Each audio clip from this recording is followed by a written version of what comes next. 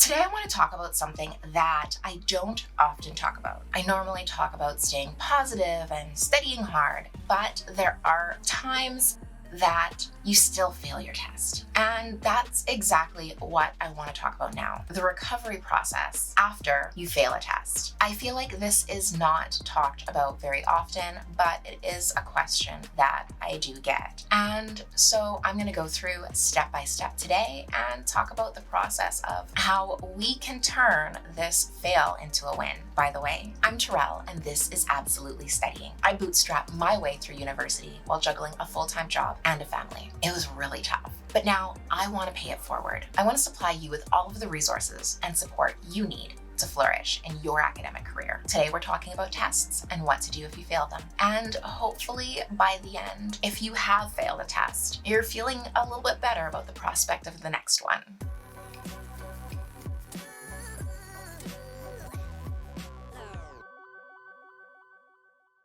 Failing a test really takes a toll on you psychologically. And this can be whether you tried your absolute hardest and did everything you could to pass it, or if it snuck up on you and you completely forgot about it. Both of these situations happen, and today I'm going to give you a little bit of tips on how you can turn this experience into a really solid learning one. The first thing I want you to do is take care of yourself. This can be a huge blow, massive blow to your ego and your self-confidence, but there is light in the future. Failing a test is not the end, despite the fact that we often talk ourselves into believing that. First thing you should do if you do find yourself in this situation is really take care of yourself. Give yourself an extra little bit of self-care and allow yourself to feel sad in the moment, but know that it's going to get better and know that next time you are going to be prepared. The next thing I need you to do is to get that test back. If you are in university and they don't just hand it back, you can usually ask the professor, and they can even let you see it even if they won't give it back to you. You might have to go down to their office during office hours, but this is really important. Go through,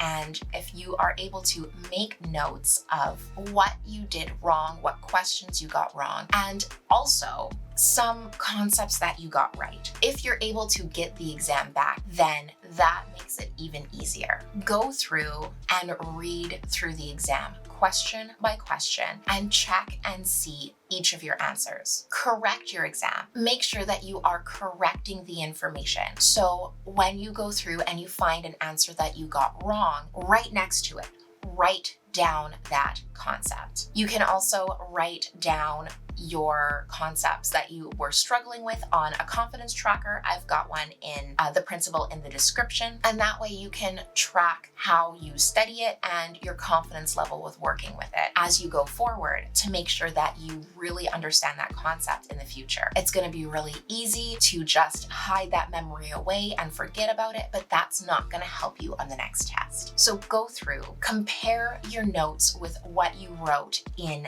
the exam and correct them. This is going to help in a variety of ways, and this is why it's so important. When you correct these exams, you are now amending your understanding. If you wrote something down and you got it wrong, even though it's going to sting, you're going to have some uncomfortable feelings because of shame or guilt or whatever those complex feelings are about answering that question wrong. You're going to be able to turn those into a way to reinforce the memory of the right answer, because the emotion is so noteworthy. You're going to remember it better because it's going to be cemented by that feeling. That feeling's going to fade. You're not always going to remember how it felt to get that question wrong, but the remnants of that feeling is going to really help you to recall it next time you're asked a question about that. You're going to say, oh yeah, I remember I said this last time, but it was wrong. So I now know that this answer is right. And then you're going to be able to answer it more confidently because you remember getting it wrong and you know what the right answer is now. Now, if you go through those questions and you find that the notes are the same as your answer, you've got some more questions. So if you go through and you are correcting these answers that you got wrong and you find that what you had written down in your notes is the same, now it's going to take a little bit more investigating. The first thing we have to find out is the information in your notes wrong? And did you copy it down wrong? Did you you misunderstand it, or were you given bad information? And that can usually be done by first checking with your textbook. And then also, if you are given slides for the lecture or anything like that, then definitely check against the slides. If you still are not sure how it's different between what's in the textbook, what's in the notes, what's in the slides, and what you put on your answer, then talk to the professor or TA. Maybe they can explain it a little bit better, that makes it a little bit more clear, or maybe they actually marked your exam wrong. But before you do that, make sure to check your textbook and your slides and your notes just to make sure that you are getting the research you need to ask the right questions when you meet with the professor or the TA. Students are often nervous about booking these appointments with the professor or the teacher's assistant, but they do get into this because they love teaching more often than not. A lot of times professors have these office hours and nobody comes, so they're just sitting there catching up on paperwork. A lot of them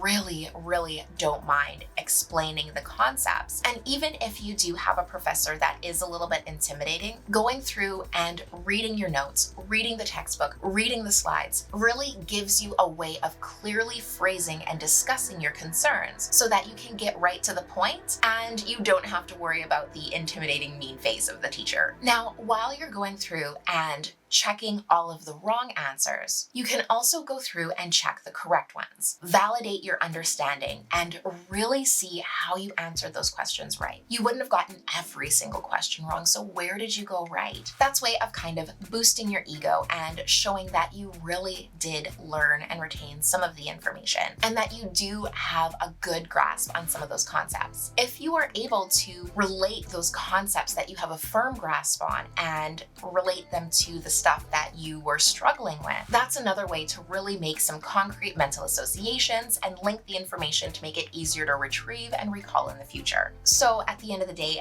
this process can even be done with tests that you passed. In fact, you really should be checking over all of your tests just to see where you're still struggling with and where you're really comfortable and you really have a good handle on the information. Now, looking forward, it's really important not to beat yourself up too much over this, not for too long. It was a test and there's 1,000 factors that go into your performance on the test. It could have been a bad test day, you could have been ill, or maybe you didn't study in a way that was optimal to your learning style. All of these things are learning experiences and you can take with them into the next exam. If you need help to create a study guide for the next exam, I'm going to put a step-by-step walkthrough. It's an article on my website. I'm going to link that down below and you can head over there and it will help you to create a study guide that will really help you to get a solid mark on your next exam. Just remember that it was only a test. Even if you fail the entire class, it can always be taken again. This is not the end and nor should it be. You are going to perform